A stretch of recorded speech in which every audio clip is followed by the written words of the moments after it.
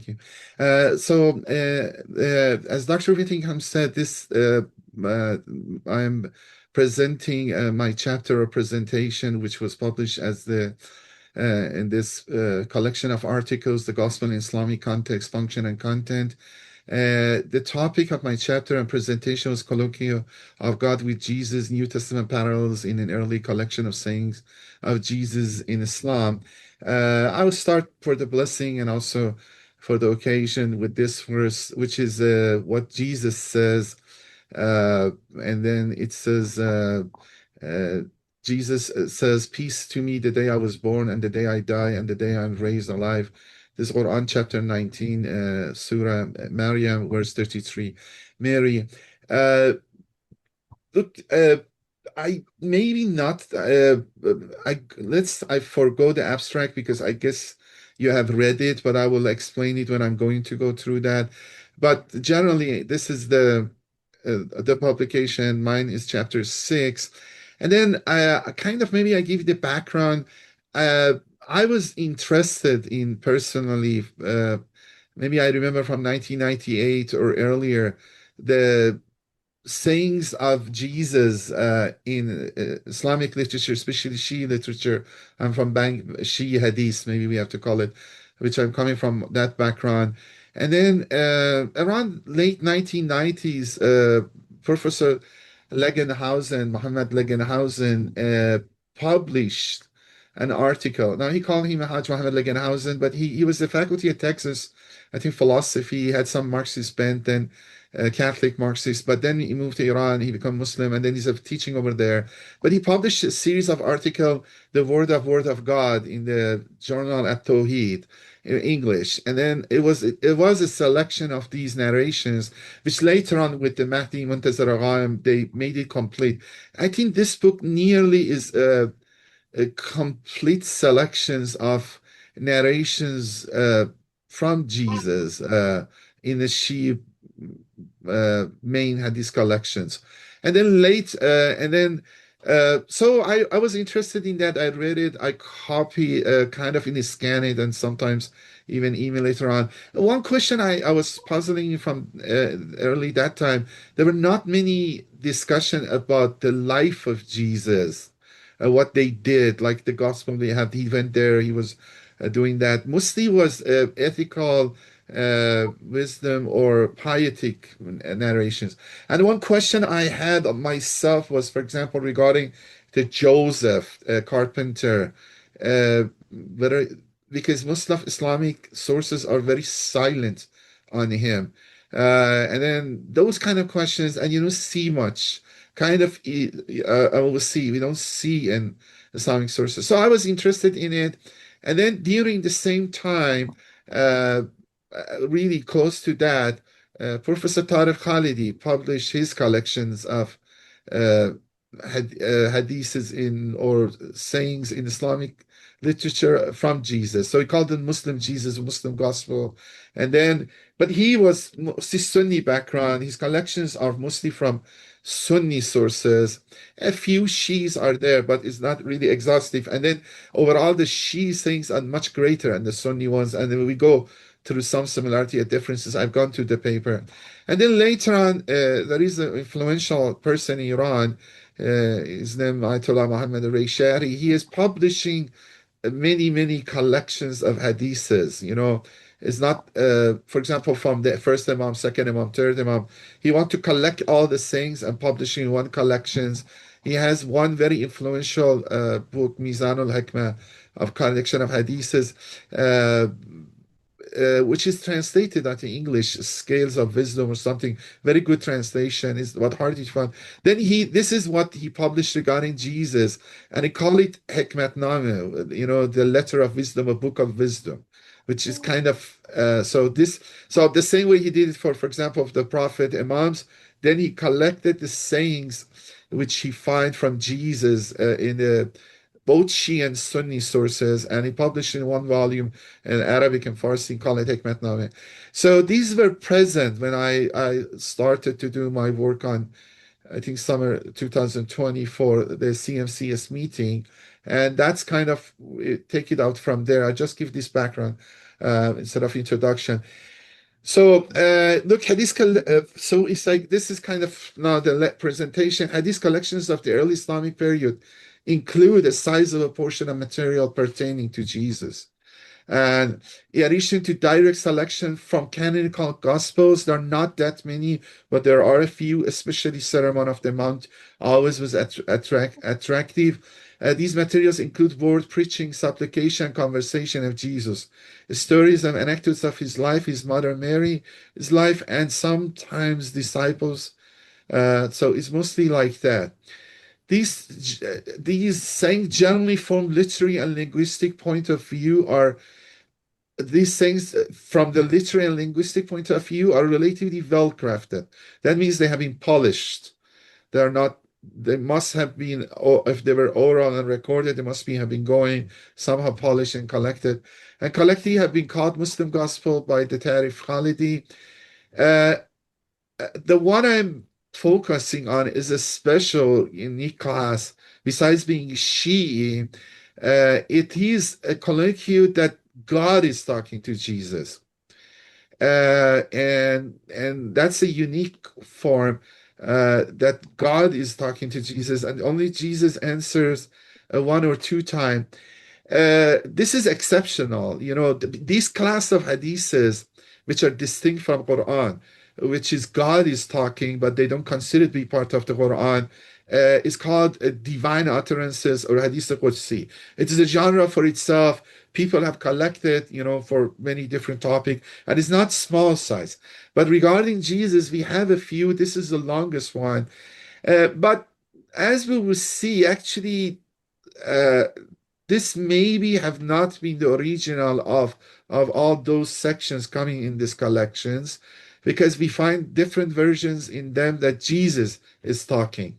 In this collection, all of these wise words is said from God to Jesus mostly, is advising. God is advising Jesus. I think this, as I may say it again, but I will say it here to have in mind, this maybe was a way of adaptation of these sayings that the whole controversial issue of divinity of Jesus goes away. So, God was talking to Jesus in the sense Jesus is not divine. And then I think the goal was to focusing on the content, because these are very moral, ascetic, wisdom type of thing that are universal and uh, wisdoms that can move easily across traditions and religions. I went a little bit ahead of myself, but so I will maybe repeat some of these points again. For majority of Muslims who rarely encounter the New Testament directly, addition to the Quran, these materials from the Muslim gospel is where they are most likely to encounter the figure of Jesus, and therefore Muslim gospel has had an important role in shaping Muslim perception of Jesus, early Christianity early Christians and Christianity, because these are read very often or said by the preachers on the pulpits. People hear it. Sometimes the educated one read them and recite them or tell them or narrate them as an examples, because mostly are piety, asceticism, foregoing this world, living simple, pious life, you know, in the sense of the saying of Jesus, the gospel, which, you know, the can go through the eye of the needle, rich cannot go, something like that. That's gonna go to heaven. These form, which are, you see, many of them are this form, and also, especially by the spread of Sufism, many of these are repeated and said, and so people heard it through these mediums or channels. Muslim gospel has had and will have an important effect on historical and contemporary Christian and Muslim dialogue and relationship. But interestingly, not much has been paid attention to the content and overall impact of these extra Quranic materials pertaining to Jesus in Muslim sources by either Western academic scholarship, and so they have not been much attention paid to them.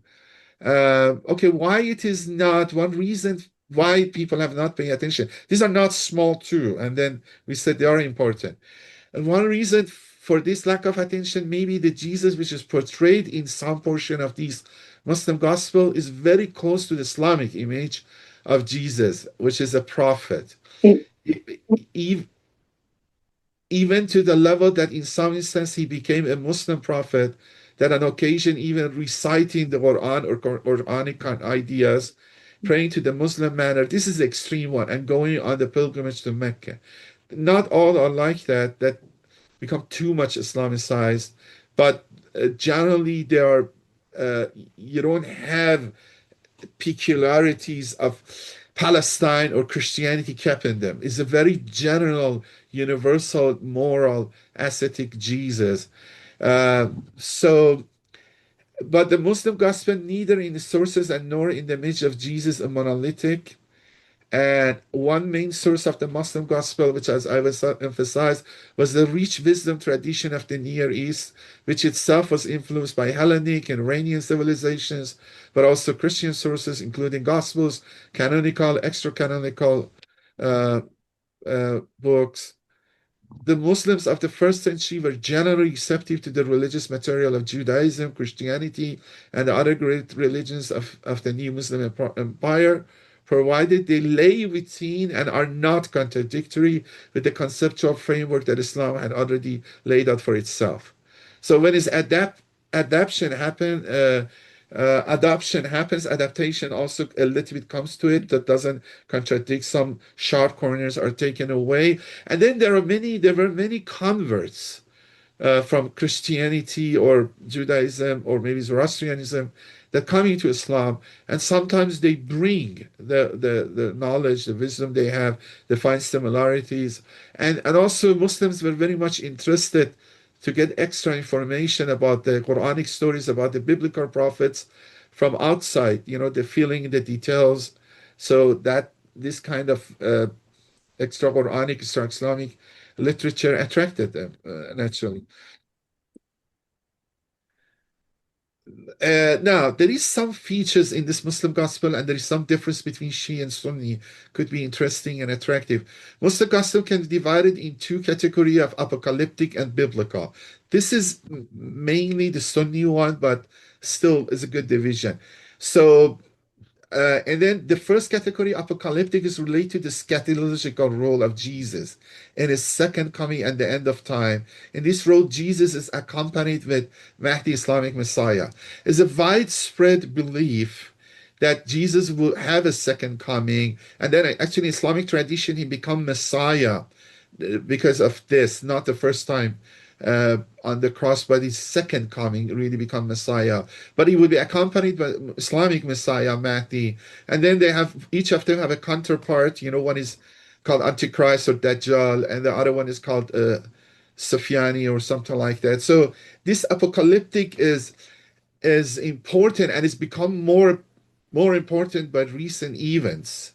Uh, you know, I don't want to go through the contemporary events, but it's become more and more because when people are conscious that maybe end of times are closer and these events are happening in Palestine or Levant and or so on, and makes it more interesting. I mean, I have to mention, but maybe I didn't look. For example, that ISIS was a terrorist group, but had a very two dimension in it, claiming caliphate and also claiming end is close, and consider for itself a role, apocalyptic role, get much more potent in its predecessor Al Qaeda.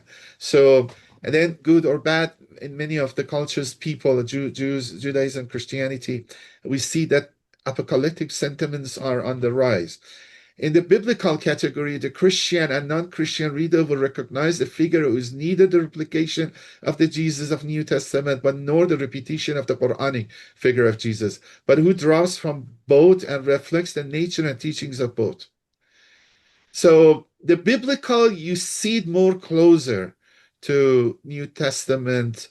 Uh, he has some companions, he has some students, apostles. He's wandering, he's teaching, but it's different from apocalyptic ones. Okay, it's different from apocalyptic ones. Jesus, from one side, conforms with Islamic idea of prophet, from the other side, he's a familiar figure from the Synoptic Gospels. He's a teacher of asceticism, devotion to God, a healer, a miracle worker with a ministry and concern to the poor, opposition to religious scholars who have compromised their religious calling for the sake of worldly gain. These are the really attracting parts of this literature. His sayings are also familiar, for example, related to Sermon of the Mount, though with an Islamic twist and occasion in combination with familiar and alien elements from the apocryphal material, such as Gospel of Thomas, because that's a collection of 140 sayings of Jesus. When in the mid-3rd and 9th century, the Sunni Hadith texts were canonized, Jesus of the Scaton was included, the authoritative collections, Bukhari and Muslim, but not the Jesus of biblical material. This is very interesting. This is Sunni feature. The Sunni main collection of Hadith, they kept apocalyptic scaton end of times narration about Jesus in their main books, but they put aside that biblical one outside the main the those canonized or standard six or some more a collection of hadiths. This is interesting development, which is not, you don't see similar distinction in Shia collections. You don't see it, which our discussion will be Shia. But in Sunni Islam, the Jesus of the biblical material continue to live and prosper in the works of piety and asceticism in a genre of religious literature called Tales of the Prophets, Qisas al-Anbiya.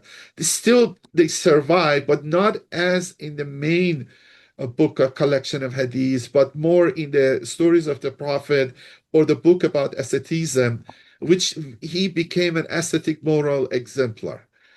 So this and one other thing also I have to say, in Shia, we will see in the Shia collection of these, there is no separation. Both are included.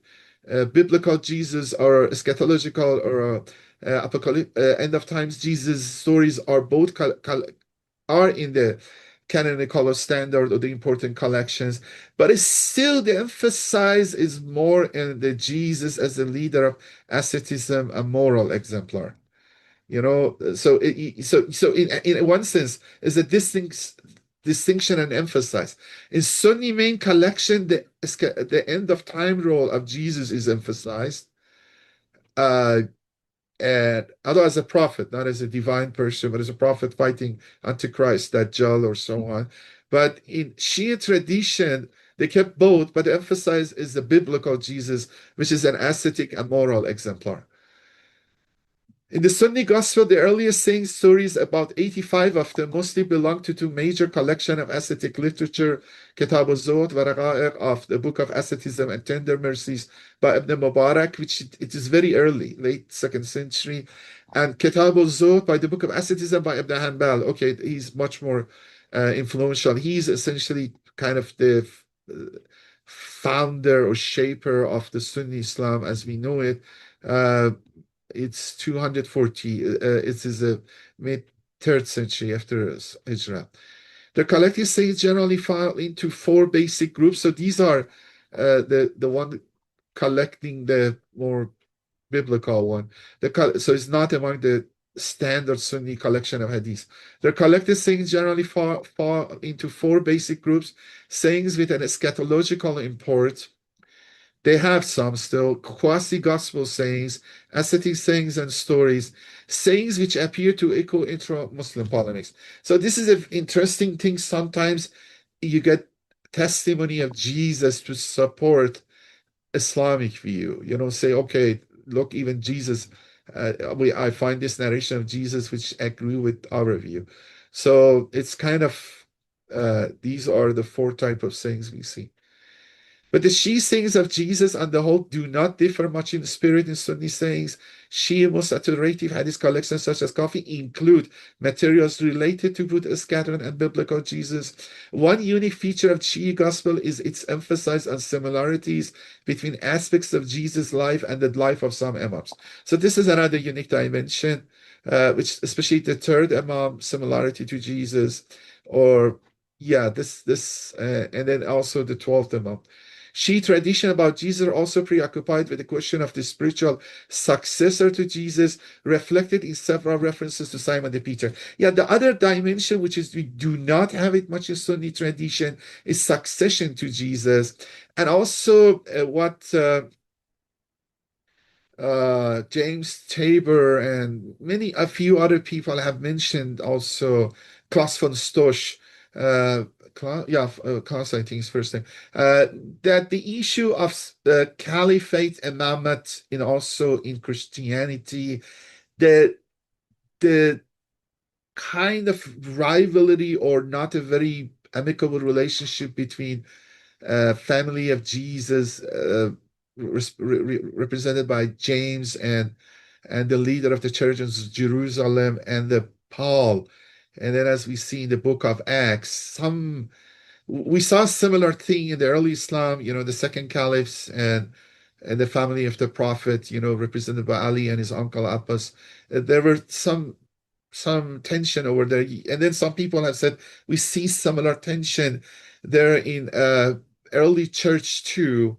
And then the issue of who were the true successor of Christianity or Jesus, or what was the true Christianity, uh, is important in Islam, especially Islam.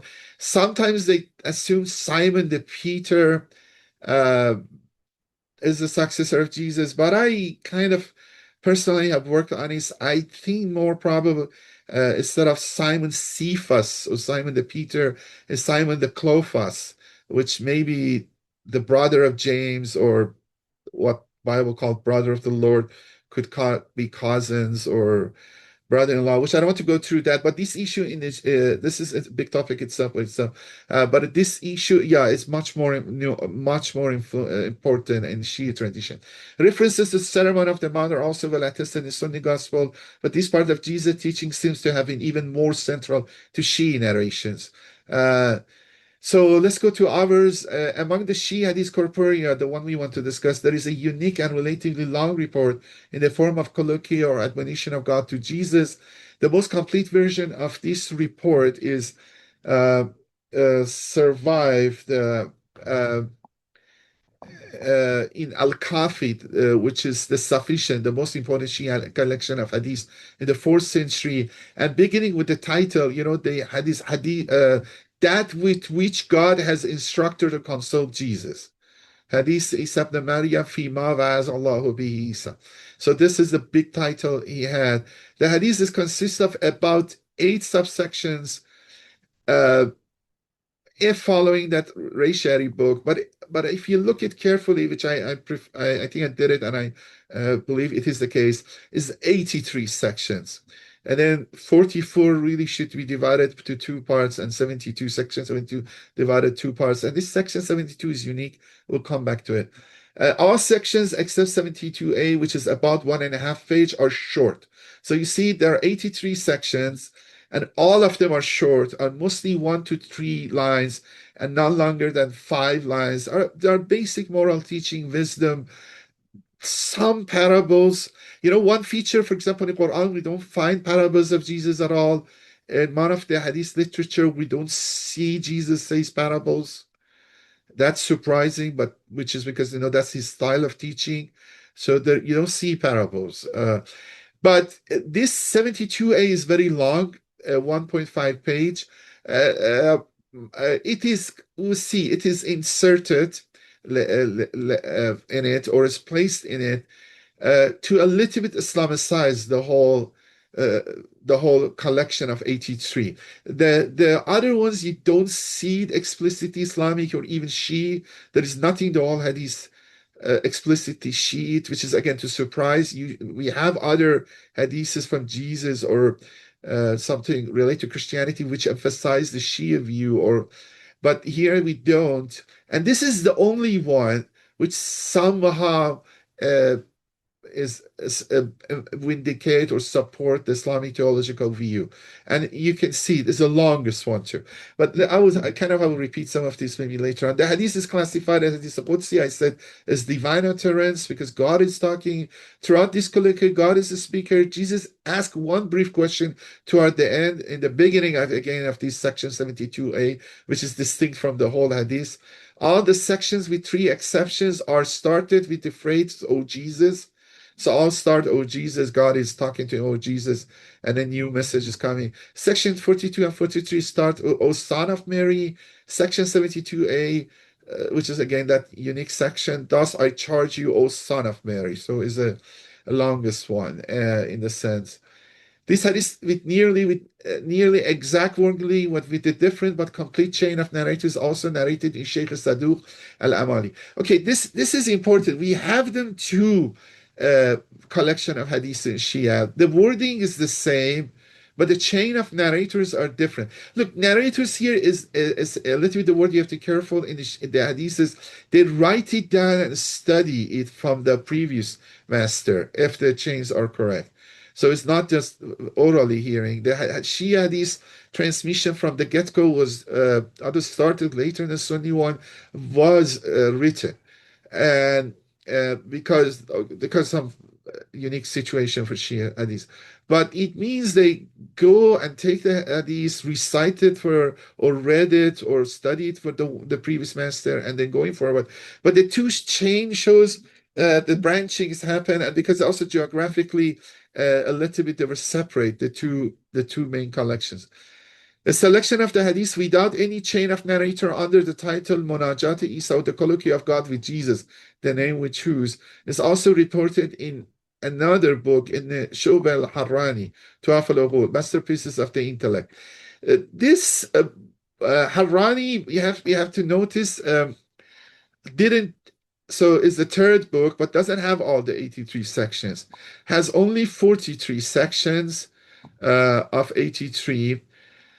And the interesting thing is that the order is the same. So, so it's like going through 83. You choose the one you want, but you don't choose the other ones. So maybe 18 and 19 and missing, 17 and 20 are there. So the order of 43 is the same order of 83. So he must have accessed the full collection, but he decided to go to there. And then this Harrani is a little bit interesting character.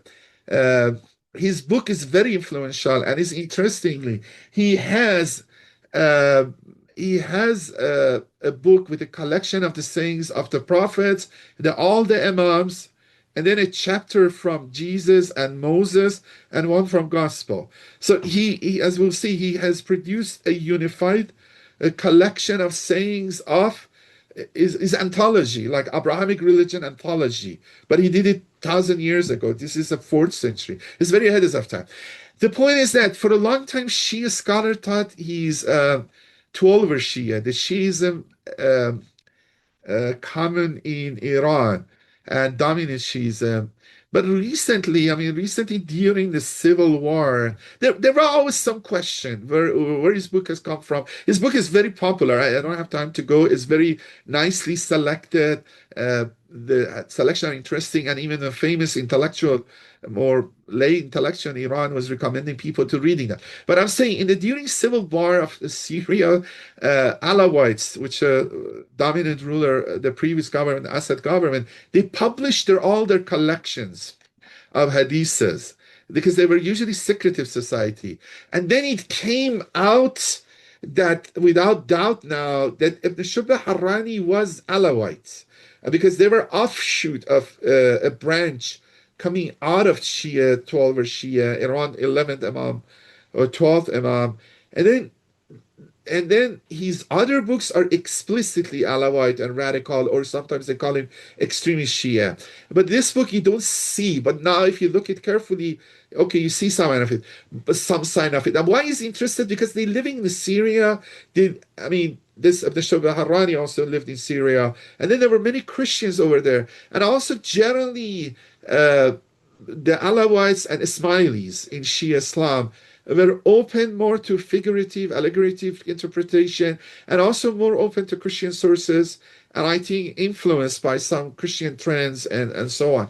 So, okay, this is the third source. And the reason I'm saying it, there is a fourth source, which I'm not going to go to that, but this is a collection of the Hadith Qudsi, divine utterances.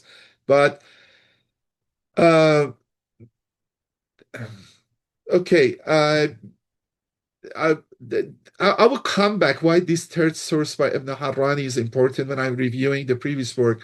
But going to the Hadith by having a dialogue format between God and Jesus has indirectly addressed the issue of divinity of Jesus, I said, a topic which is most addressed in regard to Jesus in the Quran.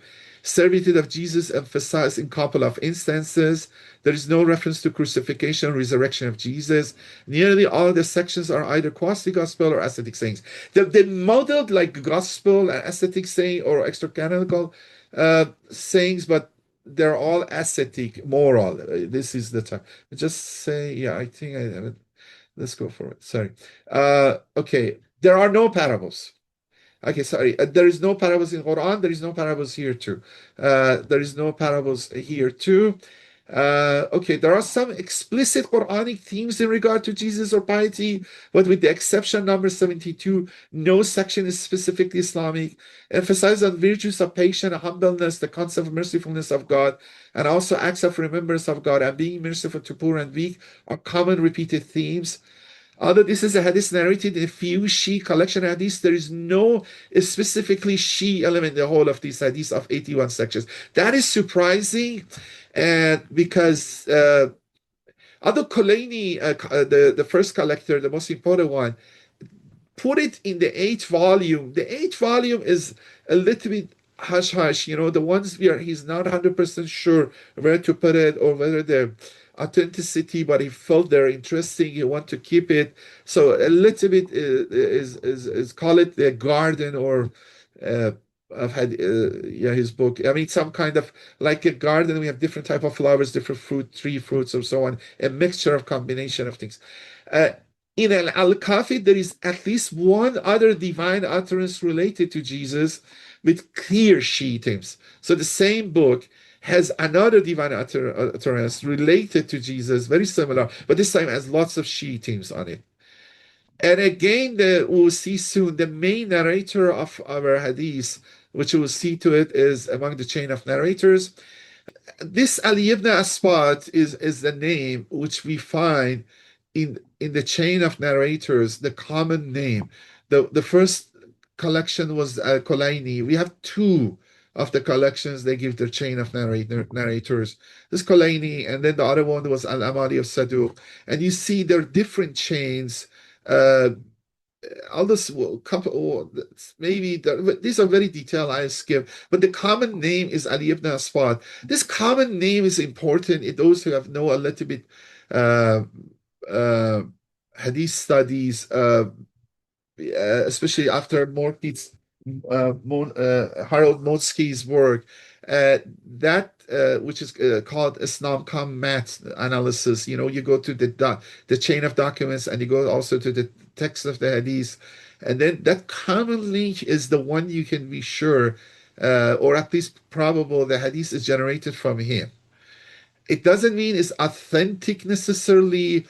He may himself thought is authentic, the common link, like here, Ali ibn Asbat, but it seems you can be kind of become more certain or that because all the different chains reached to him, he was the initiator. And then in this regard, we have evidence this works, although the full analysis is not easy to do here because we only have two hadiths. And then I will say just about Ali ibn Aswad because saving time. He is coming from a part of Iran. This first name, Aspat, means the sept, means those branches of Judaism, the descendant of Jacob. They called Aspat or sept. So his name is a little bit Judeo-Christian name. He's coming from Iran, Khuzestan, which Eastern Church, Nestorian Church was dominant. So is possible his father was a Christian converted to Islam. He himself may be Christian converted to Islam, or at least we are certain he was a friend and close with an important companion of Imam, sixth Imam, which was a Christian. So let me just I skipped it, but let's at least read the summary here. I mean, these are okay. This has oops, sorry. Uh, uh, the space and the subject of this study does not allow for thorough chain narrator or stunt analysis, but not only in these two reports, but in all other reports or parts of this hadith, Ali ibn Asbat name is among the chain of narrators. Therefore, Ali ibn Asbat as a common link between the chain of narrators. According to Motsky, the common link is the time that we can nearly be sure the hadith existed. Ali ibn Aswad is the common link is crucial for the dating of the hadith. And uh, only I say it's possible he had a Christian background. It's possible he was associated with Christian background. They become Muslim. But the only thing we want to add, he died about 220, 230. When I started this work, we want to claim this is the first collection of uh, sayings of Jesus in the Muslim world because it's 83. It's good, 15, 16 pages. Is better, bigger than some of the letters of New Testament. I am not pushing that now because we saw there were Sunni collections sooner, although much smaller. And then he's contemporary for Ahmad ibn Hanbal. If it's not the first, it's among the first. So let's go farther. Yeah, I was saying he was a close associate with Ali ibn Masyar, which known was a Christian. So we want to say why Ali ibn Asbat was interested in these sayings of Jesus. Maybe his own Christian background or associated with some companion, which we know certain was Christian, and the same province of Iran, which we know historically the Eastern Nestorian Church was important and powerful. Okay, let me go faster. Okay, although for traditionally when you go to collection of hadith, no matter long, uh, Muslims sometimes think the originally was this form, the hadith, but we know the collector of the hadiths sometimes combine the shorter ones and produce one longer unified one. When we go to search different collections, we find sections 15, 28, 31, and these section 5, 6 sections individually and alone in other collections. I mean, it could be possibly saying, okay, they took from this longer collection and only narrate those sections. But you go to detail and more, I think more probable is there were some individual shorter collection in this book and that book. And then Ali ibn Asbat probably put them all together, give them all uniform treatment, and then change them saying of, I mean, Ali ibn Asbat or anybody else changing them to the form of God talking to Jesus, because a couple of the sections we have reverse. Even Al-Kafi has Jesus saying the same thing instead of God advising Jesus. So we have that. And then also to go faster, there is two Sunni collections, which they're much older and they have about 17 and 14 of these sayings. One is name is Ibn Qutayba, and one is Abu Nu'aym. So one of them has 14 out of 83, one of them has 15 out of 83. They are really Sunni, they're not related to Shia. And then and and then again the order is the same. That's surprising. So they skip, but they didn't shuffle the order. So I mean, I feel there were earlier collections, and that shows these doesn't have many she elements in it. There were some earlier smaller collections of saying of Jesus, most probably going around. And then possibly Ali ibn Aswad find them and organize them and put them together, and we have this long one. So I maybe go forward from this. Uh, mm, Okay, but let's go to the last part, and I hope I can finish it. I will finish it sooner in a few minutes. Look, the first person who looked at this Colloquy is Mahmoud and Ayub in his pioneering work in 1976. But he didn't look to Kafi or Sheikh Sadu. He go to the Tuhaf al-Ughul Ibn Shubay al-Harrani. But he only add two sections, which Ibn Shubay al-Harrani, remember, have only 43 sections out of 83. But then he added two more uh, Al-Kafi 2 to it, so make it 45 sections. And then he finds some matches, which a little bit, four matches out of 83 uh, with these gospel, emphasis Gospel of Thomas, Matthew 89, Matthew, and I think I have them in the table. So uh, okay, yeah, this is the Mahmoud Ayyub's parallels. These sections he find a parallel to these sections in the New Testament.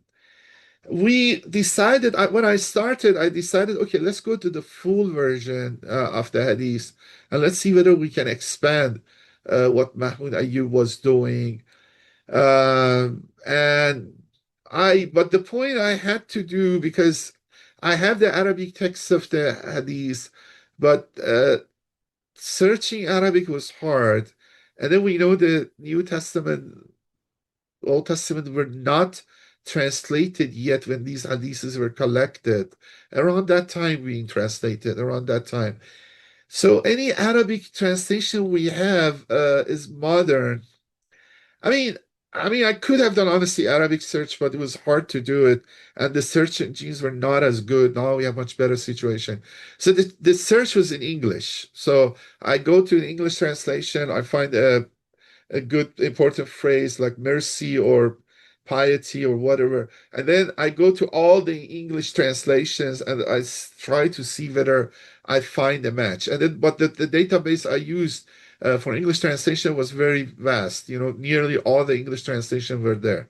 So it's not just I go, for example, King James Version. There was a website, Knowing Jesus website, which has a very powerful engine. Although, I mean, maybe it's not academic per se, but the engine was engine. It was a perfect engine and did very good.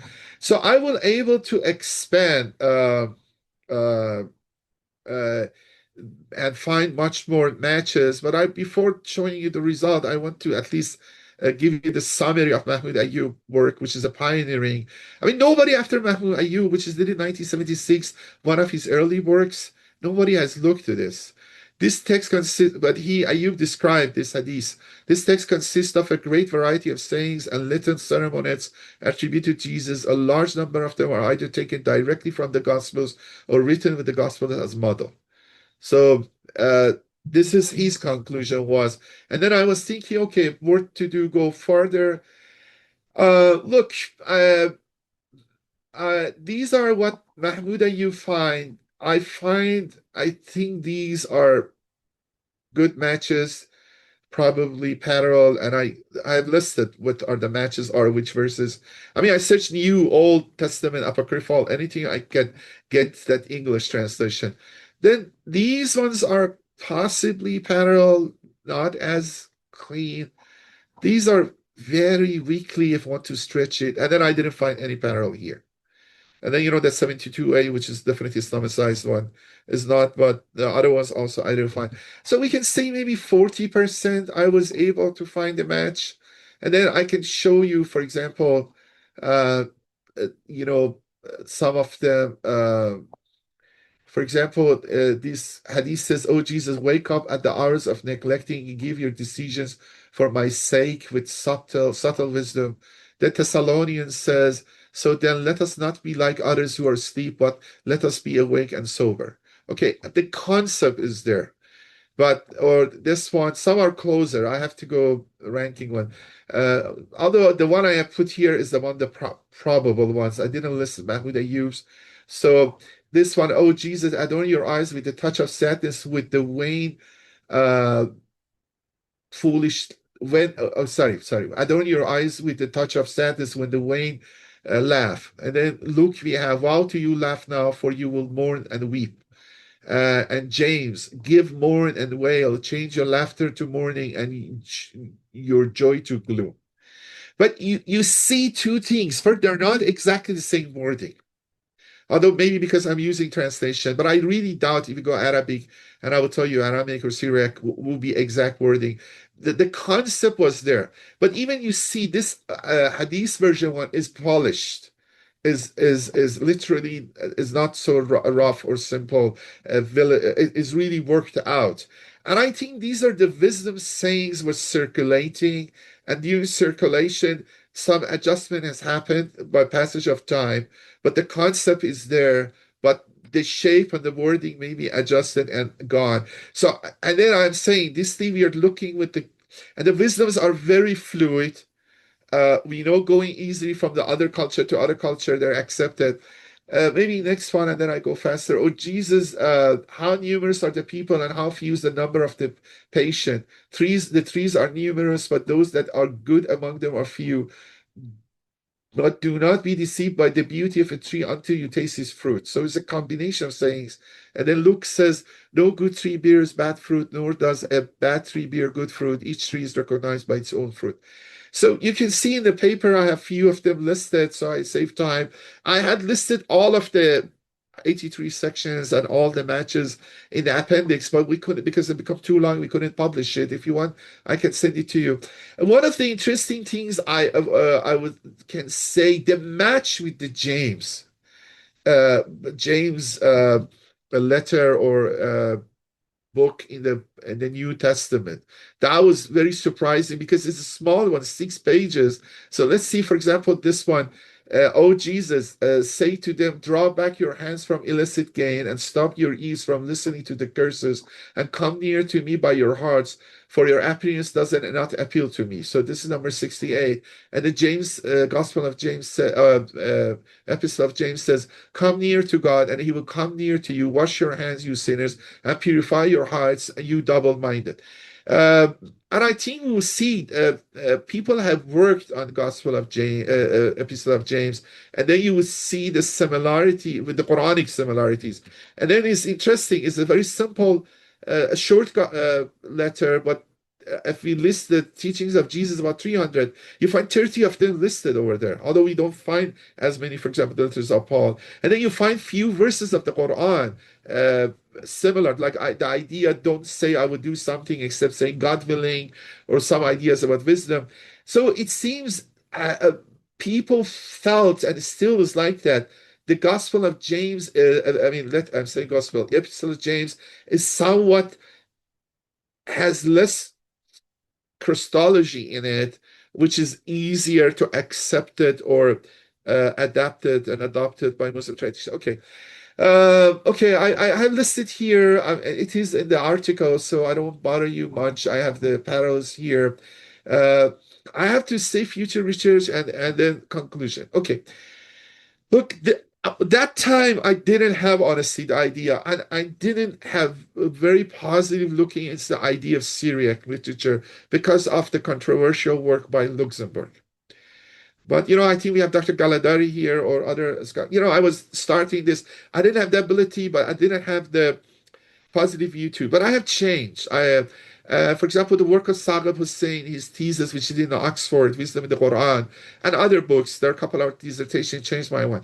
I think it's a very this project can be done and much much more fruitful if we go to the Syrian Christian literature, and then all of them. We don't need to go necessarily the Peshitta or the Syriac version of the New Testament. I think we should be going to a little bit wider.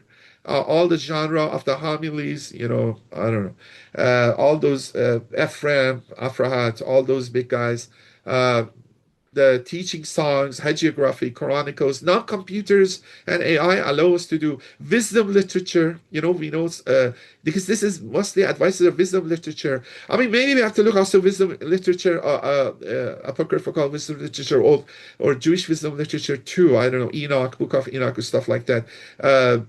But first, look into that. Okay, somebody can do again English search, but translation still maybe get much more matches.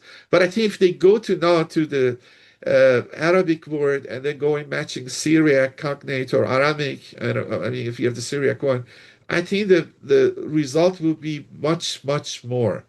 I think this wisdom was circulating. Quran is more in dialogue by the Christianity of its own time, and now we notice, which is mostly manifested in Syriac culture, which we see in the two churches of the Eastern Church of Nestorians and Miaphysite or a Jacobite church, which the language was Syriac. To kind of finish it, look exactly this is Saddam Hussein shows in Decalogue. People like Angelica Neuwirth, Briner, many great scholars want to find between Quran parallel and with the Decalogue. Okay, we find a parallel. Nearly unanimously, people say the verses 22 to 39, the Surah 17, which is called Isra or Israelites, really is the Quran Decalogue of parallel or of Exodus 21 to 17 or Deuteronomy 5 to 521. Let's focus on Exodus.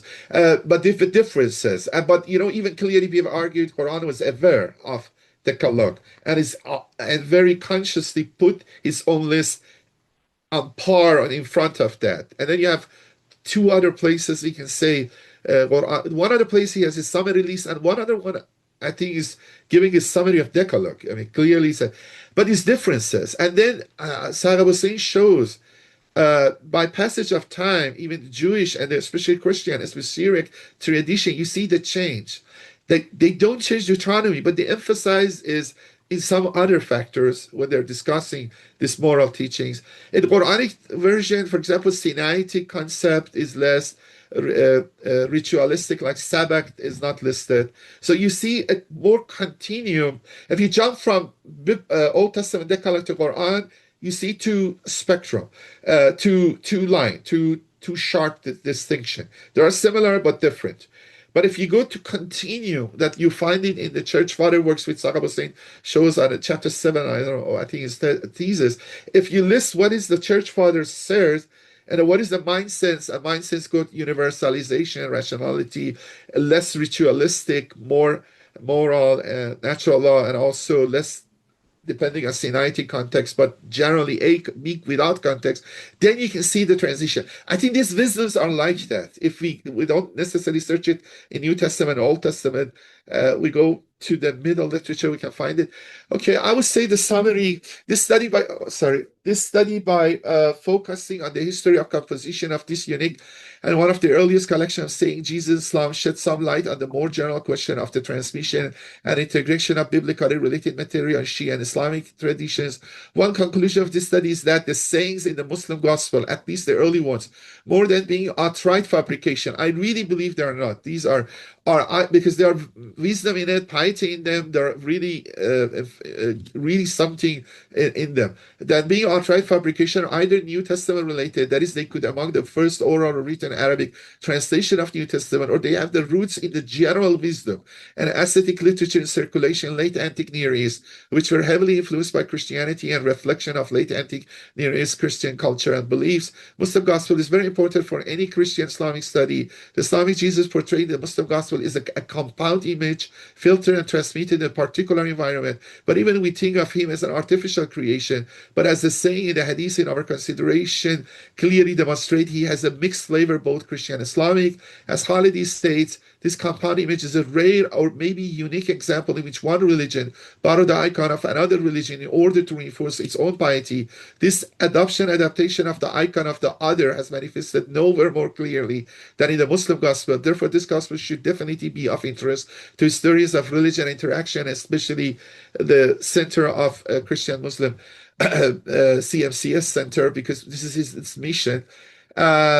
This compound image of Jesus in Muslim gospel is a good example about how religious culture in general, Islam, general learn to coexist, interact, enrich themselves by seeing, adapting the true, good, and beautiful in the other. Each can see and admire the love and worship of the Creator in the other.